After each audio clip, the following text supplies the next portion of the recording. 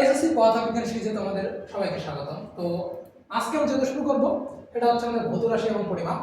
আমাদের পদার্থবিজ্ঞান বইয়ের একদমই শুরুর অধ্যায়, প্রথম অধ্যায়। তো প্রথম অধ্যায় হলেও অনেকে এই অধ্যায় স্কিপ করে, অনেকে অধ্যায় পড়ে না, এই অধ্যায়ের যে জিনিসগুলো আছে সেগুলো স্কিপ করে। কিন্তু আসলে তাদের স্কিপ করা একদমই বুদ্ধিমানের কাজ হবে না। এই অধ্যায়ের যে টপিকগুলো আছে, এই অধ্যায়ের যে বেসিকগুলো আছে সেগুলো তোমাদের সামনে অনেক জায়গায় অনেক কাজে লাগবে।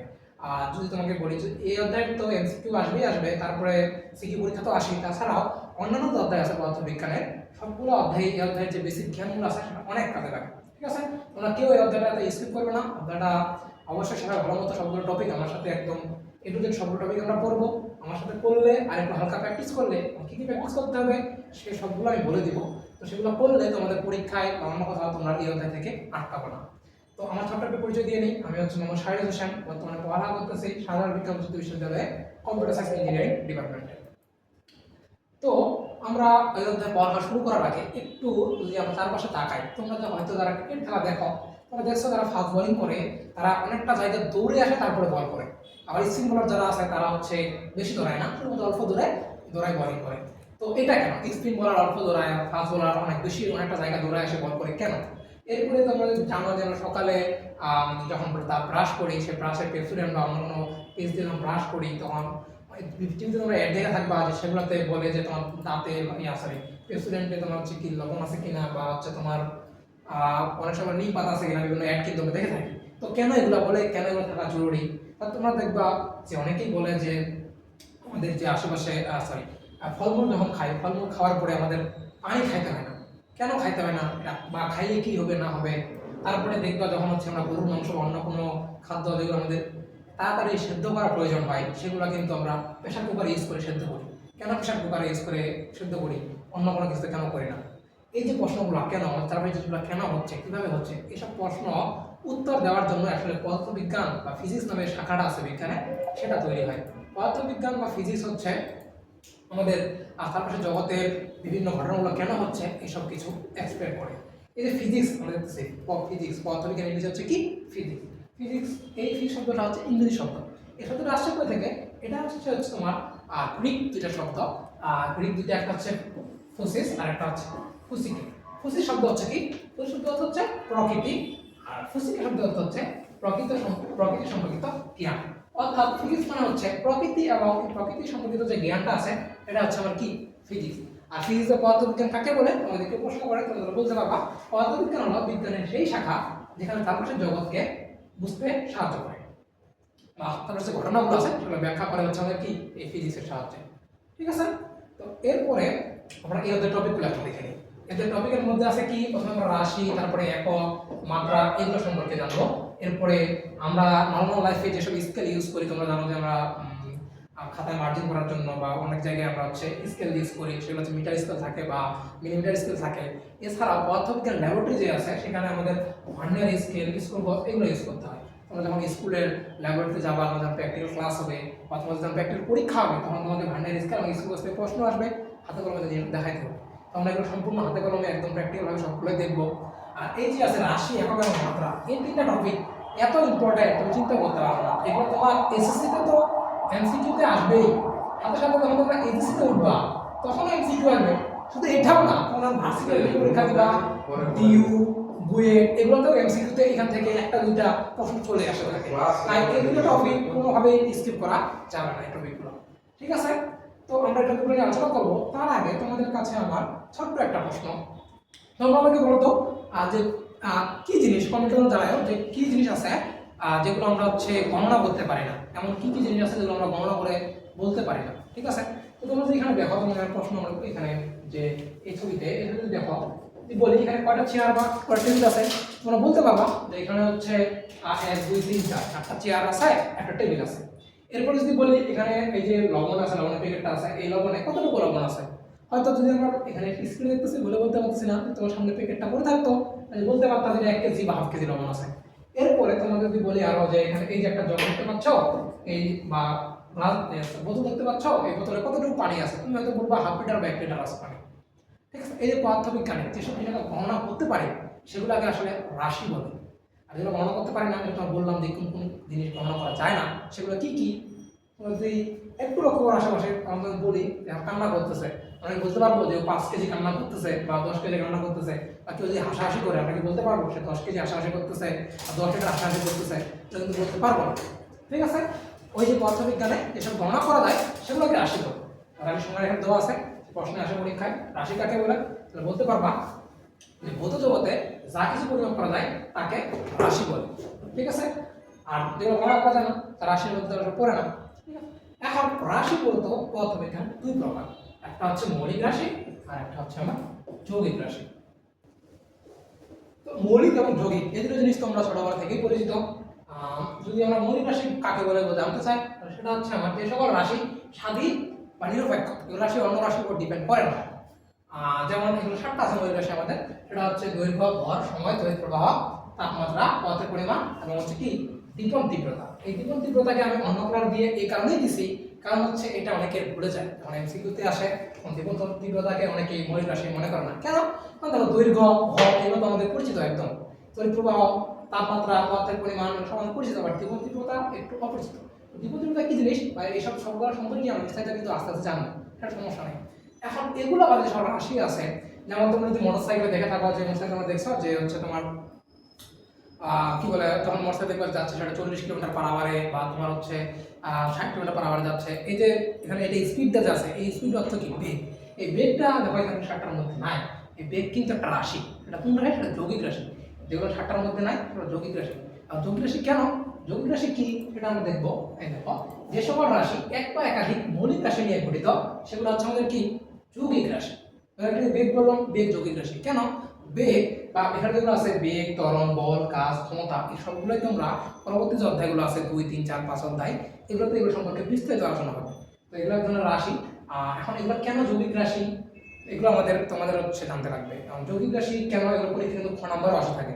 তো এখন কথা হচ্ছে বেগ, এই যে বেগ আছে, বেগ ইকুয়াল তোমরা যখন পরবর্তীতে অধ্যায়ে দেখবা বেগটা আসলে কি। বেগ হচ্ছে তোমার হচ্ছে একক সময় অতিক্রান্ত দূরত্বকে বেগ বলে, অর্থাৎ একক সময় অতিক্রান্ত দূরত্বকে বেগ বলে।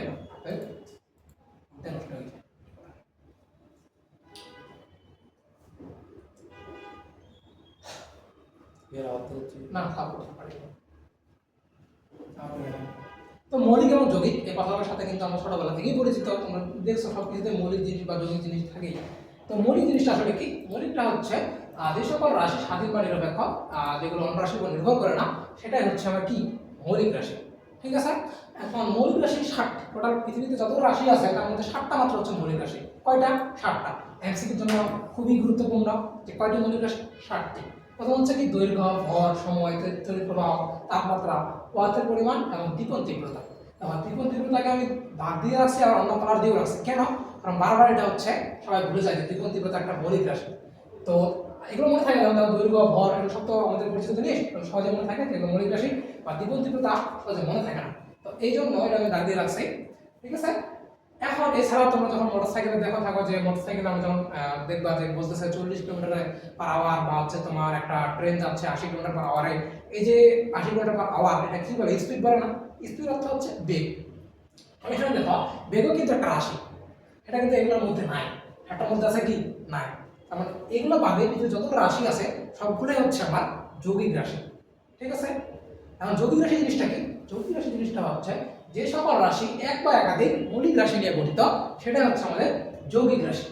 যেমন হচ্ছে তোমার বেগ, ত্বরণ, বল, কাজ, ক্ষমতা। অনেকে হয়তো বলতেছো ভাই এগুলো কি জিনিস, বেগ, ত্বরণ, বল, কাজ, ক্ষমতা। তো এই যে এগুলো সম্পর্কে তোমাদের পদার্থবিজ্ঞানের পরবর্তী চ্যাপ্টারগুলো আছে সেগুলো কিন্তু বিস্তারিত আলোচনা করা আছে। আবার আমরা এগুলো জানি যেগুলো হচ্ছে যৌগিক রাশি। এখন যৌগিক রাশি কি? সংজ্ঞাটা কি আছে? যে সকল রাশি এক বা একাধিক মৌলিক রাশি নিয়ে গঠিত সেটাই আবার কি যৌগিক রাশি। তার আমরা বললাম বেগ যৌগিক রাশি, তার মানে কি বেগ হচ্ছে এক বা একাধিক মৌলিক রাশি নিয়ে গঠিত হবে। আর মৌলিক রাশি আমার কি কি ছিল? 7টা ছিল, দৈর্ঘ্য, ভর, সময়, তড়িৎ, তাপমাত্রা, এগুলো কিন্তু মৌলিক রাশি ছিল। এখন বেগ যে আমরা যৌগিক রাশি বললাম, এটাকে আমাদের প্রমাণ করতে হবে যে এটা আসলে যৌগিক রাশি। কেন? কারণ অবশ্যই মৌলিক রাশি নিয়ে গঠিত হবে। কারণ কি কি মৌলিক রাশি নিয়ে বেগটা গঠিত সেগুলো আমাদের কি প্রমাণ করে দেখাতে হবে।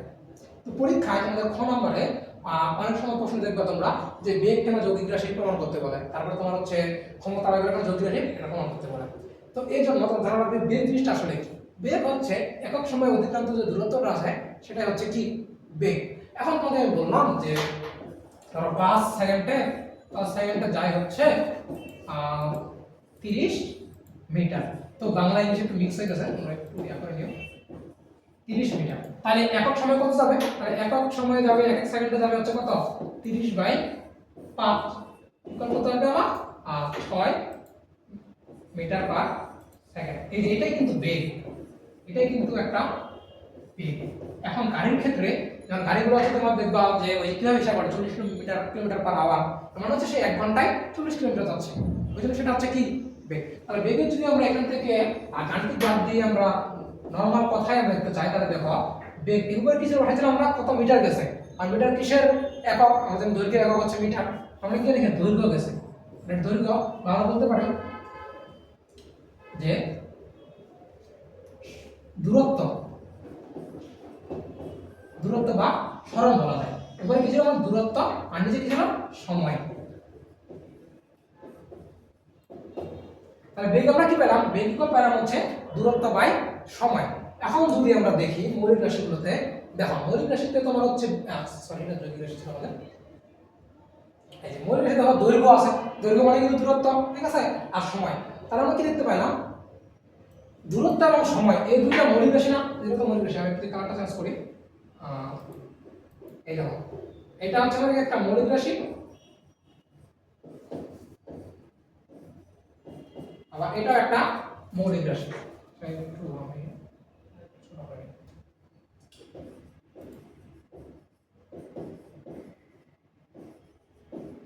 ঠিক আছে, তাহলে আমরা কি দেখলাম?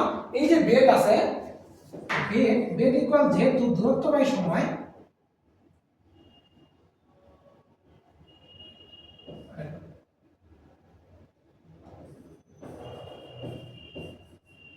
বেগ ইকুয়াল দূরত্ব বাই সময়, এবং দূরত্ব এবং সময় দুটোই মৌলিক রাশি, এবং দুটি মৌলিক রাশি নিয়ে এই যে বেগ গঠিত হয়েছে, এই কারণে বলতে পারি বেগ হচ্ছে যৌগিক রাশি। তো পরীক্ষায় 6 নম্বরে কিন্তু এর প্রশ্ন আসে, তোমার পরীক্ষায় কিভাবে লিখবা আমি এখানে লিখে দিচ্ছি। এই দেখো বেগ কেন যৌগিক রাশি? যে সকল রাশি এক বা একাধিক মৌলিক রাশি নিয়ে গঠিত তাদেরকে যৌগিক রাশি বলে। যৌগিক সংখ্যাটা দিবা, সংখ্যার উপরে কি লিখবা? তো আমরা জানি বেগ ইকুয়াল দূরত্ব বাই সময়।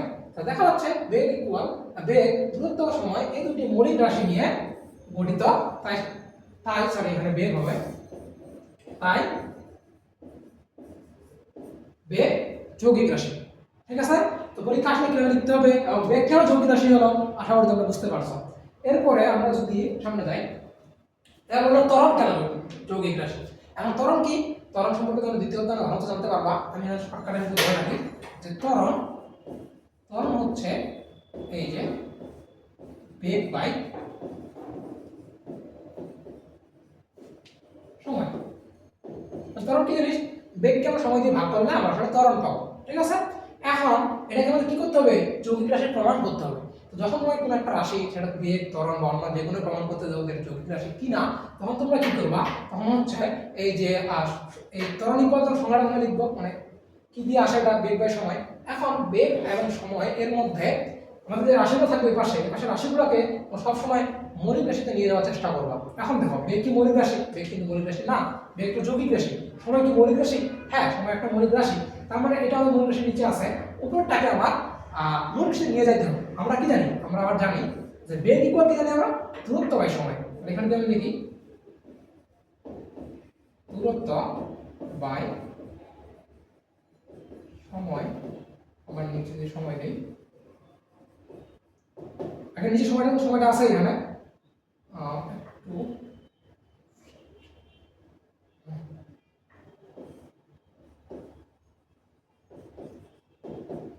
এখন আগের সময়টা এখানে আছে, ঠিক আছে, আর উপরে যেটা আসছে সেটা হচ্ছে বেগের, বেগ বা দূরত্ব বাই সময়। তার মানে এইটাই আমরা কি লিখতে পারবো? এটাকে লিখতে পারবো আমরা হচ্ছে উপরে যে দূরত্ব আছে, নিচে যখন সময় গুণ হয়ে যাবে তখন হবে কি সময় স্কয়ার। তো এখন তোমরা বলতে পারবা যে যেহেতু ত্বরণ, দূরত্ব এবং সময় এই দুটি মৌলিক রাশি নিয়ে গঠিত, তাই ত্বরণ একটা কি যৌগিক রাশি। ঠিক আছে, ক্লিয়ার? পরীক্ষায় আসলে তোমরা এভাবে জাস্ট লিখে দিবে পরীক্ষা খাতায়, তাহলে তোমরা আশা করি ফুল মার্ক এটাতে পেয়ে যাবে। ঠিক আছে, এখন কথা হচ্ছে এই ত্বরণ ইকুয়াল বেগ বাই সময়, এই যে সংজ্ঞাগুলো, তারপরে কাজ বা ক্ষমতা, এরপর তুই বলি এই যে কাজ, ক্ষমতা, এগুলা কেন যৌগিক রাশি, এগুলা কই থেকে আসলে এগুলা সূত্রটা কি? এই সূত্রটা সব তোমরা ভালোমতো জানতে পারবা। তোমরা আপাতত শুধুমাত্র ফটোটা তুলে রাখো, তোমার বাড়ির কাছে হিসেবে থাকবে। তোমরা দেখতে পারো যে বল ইকুয়াল কি হয়। বল ইকুয়াল যদি আমি বলে দেই, বল ইকুয়াল হচ্ছে ভর ইনটু ত্বরণ। তোমরা তো পরবর্তীতে জানতে পারবা আসলে বল ইকুয়াল কি, কাজ ইকুয়াল কি, ক্ষমতা ইকুয়াল কি, সবগুলো জানতে পারবা। কিন্তু বলে দিলাম বল ইকুয়াল ভর ইনটু ত্বরণ। তোমরা প্রমাণ করবা যে বল একটি যৌগিক রাশি। ঠিক আছে, খাতায় কিভাবে লিখতে হয় এটা অবশ্যই তোমরা খাতায় লিখে একটা প্র্যাকটিস করে নিও বলের ক্ষেত্রে। এরপরে যদি কাজের ক্ষেত্রেও বলি, কাজের সংখ্যাটা তোমাদের আমি লিখে দিই, কারণ যদি তোমরা একদমই নতুন হয়তো তোমরা এই সময়গুলো জানো না। তো কাজ ইকুয়াল হচ্ছে বল ইনটু দূরত্ব। ঠিক আছে, এই যে ক্ষমতা ইকুয়াল আবার কাজ বাই সময়। ঠিক আছে, তো এগুলো এই দুটো আমরা খাতায় প্র্যাকটিস করবো। এটা তো বাড়ির কাজ থাকলো। এরপর আমি চলে যাই একক। একক আসলে কি জিনিস? তোমরা জানো একক মানে হচ্ছে যে আদর্শ পরিমাপের সাথে তুলনা করে কোনো কিছু পরিমাপ করা হয়। মানে ধরুন তোমরা পাল্লায় পরিমাপ করি বা তোমাদের পরীক্ষায় যে মার্কগুলো হয় এটা কিন্তু একের গুণিতক হিসাবে, কেউ 100 পায় 99 পায়, এটা এককে একক ধরে। মানে এক হচ্ছে এখানে কি একক, সর্বনিম্ন হচ্ছে একক। এটা যে সবগুলো তুলনা করা হয় যে একের থেকে তুমি 100 বেশি পাইছো, একের থেকে 99 তুমি বেশি পাইছো, সেটাই হচ্ছে কি এই তুলনা করা হয়, সেটাই হচ্ছে আসলে এককের কাজ। ঠিক আছে, তো একক হচ্ছে কি যে আদর্শ পরিমাপের সাথে তুলনা করে কোনো কিছু পরিমাপ করা হয়, সেটা হচ্ছে আমার কি একক। এখন আসলে আমাদের জীবনে এককের প্রয়োজনীয়তা আসলে ছিল কি? একক কি আসলে জন্য প্রয়োজন ছিল? এখন তোমাকে প্রশ্ন করলাম যে তুমি হচ্ছে, বা আমি তোমাকে বললাম, তুমি প্রশ্ন করলাম যে আমি হচ্ছে দূরত্ব, আমার উচ্চতা কত? তুমি বললাম যে আমার উচ্চতা হচ্ছে 3, আমার উচ্চতা 4, শুধুমাত্র এটা বললাম না উচ্চতা 4 বা 3। এটা তুমি আসলে কি বুঝতে পারবা আমার উচ্চতা কত, 3 মিটার বা 3 কিলোমিটার বা 3 সেকেন্ড, কিছুই কিন্তু বোঝা যায় না। এই যে এই জায়গায় কোনো একটা জিনিসকে বা কোনো একটা পরিমাণ নির্দিষ্টভাবে জানার জন্য এককের প্রচুর প্রয়োজন। আমি তুমি বুঝতে পারবো না যে আসলে 3 কি 3 মিটার লম্বা, নাকি 3 কিলোমিটার লম্বা, নাকি 3 সেকেন্ড লম্বা, মানে কি বলবো আমি বুঝতে পারতেছ না। এই জন্য আমাদের এককের জীবনের প্রয়োজন আছে। তো এখান থেকে ছোট্ট একটা প্রশ্ন আসে পরীক্ষায় যে পরিমাপে একক জানা প্রয়োজন কেন? যেগুলো বললাম লেখা সুন্দর করে তোমরা নোট করে রাখতে পারো। পরীক্ষা যদি আসে যে পরিমাপে একক জানা প্রয়োজন কেন, সুন্দর করে লিখে দিবা, আশা করি পরিমাপ পেয়ে যাবো।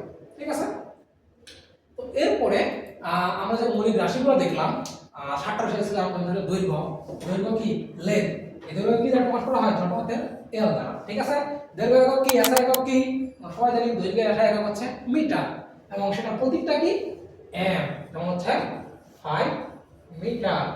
এরপরে মাত্রা, মাত্রা সম্পর্কে পরে জানবো, তোমাদের এটা মনে রাখো যে দৈর্ঘ্যটাকে আমরা হচ্ছে মাত্রা হচ্ছে এল। ঠিক আছে, তোমার ভর, ভরের একক কি, ভরের একক হচ্ছে কেজি, এগুলো তো এসআই একক। ঠিক আছে, এসআই একক আছে, আরো বেশ কয়েক ধরনের পদ্ধতি আছে, যেমন এসসিডিএস আছে, এসআই আছে, অনেক ধরনের পদ্ধতি আছে। তার মধ্যে এসআই হচ্ছে তোমার হচ্ছে ইন্টারন্যাশনাল যেটা ব্যবহার হয় সেটাই। তোমরা এসআই এককগুলো ফিজিক্সের সব ক্ষেত্রে এসআই এককই ইউজ হয়, তোমরা এসআই এককগুলো মাথায় রাখবো। তো ভরের একক কি কেজি, তারপরে সময় একক কি সেকেন্ড, এরপর হচ্ছে তাপমাত্রা তো কেলভিন, অসময় জানার পরে জানতে পারবা তাপমাত্রা হচ্ছে কেলভিন, এটা হচ্ছে থিটা, এটা কি বলে থিটা। তো এটা মাত্রা হচ্ছে থিটা।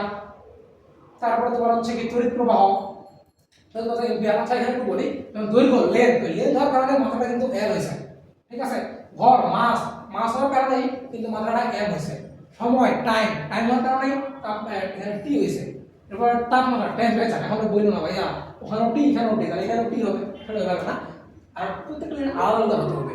আলাদা হওয়ার কারণে আমরা এখানে এটাকে আবার টি দিয়ে প্রকাশ করি নাই, থিটা দিয়ে প্রকাশ করছি। ঠিক আছে, তো এরপর আছে কি তড়িৎ প্রবাহ, মানে যে কারেন্ট, আমাদের আশেপাশে বিদ্যুৎগুলো দেখতেছি, এটা হচ্ছে কি তড়িৎ প্রবাহ। তোমাদের 1 নম্বর অধ্যায়ে তড়িৎ প্রবাহ নিয়ে বিষয় আলোচনা আছে, সেখানে আমি সেটা নিয়ে আলোচনা করবো। তো তড়িৎ প্রবাহ এটা কি দ্বারা প্রকাশ করা হয়, তোমার হচ্ছে এটা কি এম্পিয়ার, আর এটা প্রকাশ করা হয় আই দ্বারা। ঠিক আছে, ইলেকট্রিক কারেন্টকে আই দ্বারা প্রকাশ করা হয়। এরপরে আছে দীপন তীব্রতা, দীপন তীব্রতা এটা হচ্ছে ক্যান্ডেলা। এটা কি দীপন তীব্রতা এককটা ভালো মাথায় রাখো, দীপন তীব্রতার একক হচ্ছে ক্যান্ডেলা। কি একক? ক্যান্ডেলা। এটা প্রকাশ করা হয় এম দ্বারা। ঠিক আছে, আর হচ্ছে পদার্থের পরিমাণ, এখানে একটু বলেছে, এখানে এটা হবে এম জে আর এটা হবে এম। ঠিক আছে, তো এটা তোমরা ঠিক করে নিও। উপরটা তোমার হচ্ছে দ্বিগুণ তীব্রতাকে, দ্বিগুণ তীব্রতার মাত্রা হচ্ছে জে, আর হচ্ছে পদার্থের পরিমাণ মাত্রা হচ্ছে এম। ঠিক আছে, পদার্থ। আচ্ছা আর কিছু বলি, বুঝতে চাইছেন দ্বিগুণ তীব্রতা আসলে জিনিসটা কি, বা ক্যান্ডেলা জিনিসটা হচ্ছে কি, এটা ইউজ করা হয়। ক্যান্ডেলা হচ্ছে আমাদের আশেপাশে যে আলোটা আছে, লাইট আছে, এই লাইটগুলো বা লাইটের তীব্রতাকে হিসাব করতে দ্বিগুণ তীব্রতা পরিমাপ করা হয়। ঠিক আছে। এরপর হচ্ছে পদার্থের পরিমাণ বা মোল সংখ্যা। একটা পদার্থ কত মোল আছে, আমরা যখন রসায়ন হয়তো পড়ে থাকি তৃতীয় অধ্যায়ে, এটা এত মোল অক্সিজেন, এত মোল নাইট্রোজেন আছে, সেখানে পদার্থের পরিমাণ বা মোল একটা ইউজ করা হয়।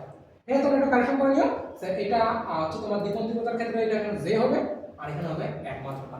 তো আমি স্লাইড দিব, আমরা ঠিক করে স্লাইডে দিয়ে দিব। স্লাইড তোমরা কই পাবা? আমাদের ফেসবুক গ্রুপে পাবা, তো ফেসবুক গ্রুপে জয়েন হয়ে যাবে। এরপরে আমরা চলে যাই বেশ কিছু এগুলো তোমরা তো ক্লাস 8 দেখে আসছো, এই জিনিসগুলো অনেক জায়গায় কাজে লাগে, একক রূপান্তরগুলো অনেক জায়গায় কাজে লাগে, ওই জন্য আমি দিয়ে দিচ্ছি। এগুলো একটু নোট করে রাখো, মাথায় রাখো। কারণ এই জানো 1 কিলোমিটার এগুলা একাই ঢাকা তোমাদের সাথে মিলবে, তোমরা জানাই আছে, বাট এগুলো জানা লাগবে। আর 12 ইঞ্চি কি আমার 1 ফুট, 3 ফুটে 1 গজ, তারপরে এই যে বিশেষ করে 12 ইঞ্চি 1 ফুট আর 3 ফুটে 1 গজ আর মাইল, এই দুটো জিনিস জানা রাখবা। আর এরপরে যেটা আছে এটা প্রচুর ইম্পর্টেন্ট, এটা একদম প্রচুর ইম্পর্টেন্ট, এটা ফিনিশটা দিয়ে রাখো, এটা অনেক জায়গায় কাজে লাগবে। যে 1 ইঞ্চি সমান সমান কত সেন্টিমিটার, 1 ইঞ্চি সমান সমান 2.54 সেন্টিমিটার। তারপরে 1 গজ সমান কত মিটার, 1 মাইল সমান সমান কত কিলোমিটার, 1 মিটার সমান কত ইঞ্চি, ঠিক আছে, 1 কিলোমিটার সমান কত মাইল, এই জিনিসগুলো এই জন্য মাথায় রাখা লাগবে। এই জিনিসগুলো হচ্ছে ফিজিক্সের বেসিক বা গণনার বেসিক। আমরা যখন সামনে ম্যাথ করবো যে কোনো অধ্যায়, শুধু ফিজিক্সে না, ম্যাথের বা অন্য যে কোনো অধ্যায় যে ম্যাথগুলো করবা ওদের এগুলো কাজে আসবে, তাই এগুলো মাথায় রাখতে লাগবে। ঠিক আছে, তো আজকে যেসব টপিক আমরা পড়লাম, যেসব টপিক পড়লাম আমরা, তো এগুলোর পরে তো তোমার জন্য ছোট্ট একটা আমরা এখানে এক্সামের আয়োজন করছি। তোমরা যেটা টপিক পড়লা ক্লাসটা করার পরে অবশ্যই তোমরা আমাদের পড়ালেখার যেহেতু একদমই নবম শ্রেণীতে কেবল উঠছো বা একদমই 9 10 তোমরা এখন ছোট বাচ্চা, এরপর তোমরা এইচএসসি অ্যাডমিশন দিবা, তো তোমরা যে টপিকই পড়বা সেই টপিক থেকে প্র্যাকটিস করা প্রচুর জরুরি। প্র্যাকটিস না করলে আসলে তোমার ওটা জিনিসটা মাথায় আসবে না। তো আমার কথা হচ্ছে তোমরা প্রথমে ক্লাসটা করবা, আমি যেগুলো বললাম সেগুলো করার পরে বইটা একটু পড়তে হবে, বইগুলো পড়ে নিলাম। এরপরে এই যে এখানে আমি তোমাদের একটা এক্সাম লিংক দিয়ে দিয়েছি, এখানে তোমরা এক্সাম প্র্যাকটিস করতে পারবা। কেমন দিবা? তোমরা এই কিউআর কোডটা স্ক্যান করতে পারো, যদি কিউআর কোডটা স্ক্যান করো তাহলে এখানে একটা লিংক পাবা, সেখানে গিয়ে তোমার নাম এবং মোবাইল নাম্বার দিয়ে পরীক্ষা দিতে পারবা। এছাড়াও আমি হচ্ছে ক্যাপশনে বা হচ্ছে ডিসক্রিপশন লিংকে সেখানে এক্সাম লিংকটা দিয়ে দিব, সেখানে ঢুকে তুমি পরীক্ষা দিতে পারবা। ঠিক আছে, তো আজকে আমরা কি বললাম? আমাদের মৌলিক এবং রাশি, যৌগিক রাশি সম্পর্কে জানলাম, যৌগিক রাশি কেন, বেগ কেন, যৌগিক রাশি এটা প্রমাণ করতে শিখলাম। এরপরে হচ্ছে একক সম্পর্কে জানলাম। ঠিক আছে, তোমরা এই টপিকগুলো জানলাম আজকে। এই টপিকগুলো তোমরা ক্লাসটা করে নোট করে এক্সামটা সবাই দিয়ে দিও। তো আজকে এই পর্যন্তই, সকলকে ধন্যবাদ, আসসালামু আলাইকুম।